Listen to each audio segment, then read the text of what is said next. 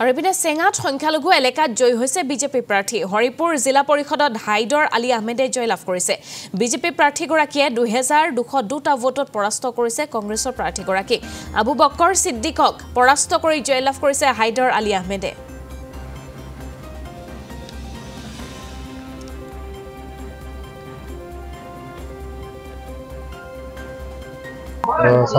চেঙা হৈছে কংগ্ৰেছৰ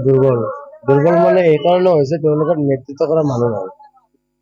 নাই গম পাইছে নেতৃত্ব কৰা মানুহে নাই দুৰ্বল কি দেখা যায় আৰু আগন্তুক দিনলৈকে কোচ নাথাকে আমাৰ কিছুমান আমাৰ হেৰি সমস্যা আছে এই সমস্যাবোৰ ভিতৰত ডাঙৰ সমস্যাটো হ'ল আমাৰ বড়োতৰ ঘৰৰ কাৰণে গতিকে মই এতিয়া জিকিছো মই কথা দিছিলো মই ৰিচেণ্টলি আমাৰ মাননীয় মুখ্যমন্ত্ৰী হিমন্ত বিশ্ব শৰ্মা ডাঙৰ ওচৰলৈ মই যাম চাওক মই প্ৰথমতে আপোনালোকৰ এই চেনেলৰ যোগেদি মই আমাৰ 19 নম্বৰ হৰিপুৰ জিলা পৰিষদৰ অন্তৰ্গত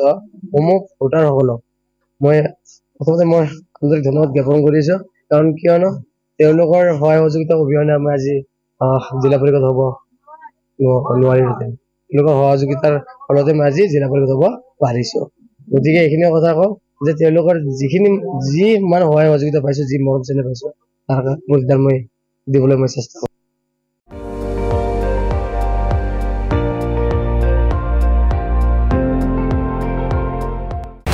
আপুনি চাই আছে ND24 সৰ্বশ্ৰেষ্ঠ নহয় সৰ্বোত্তমৰ দৌৰত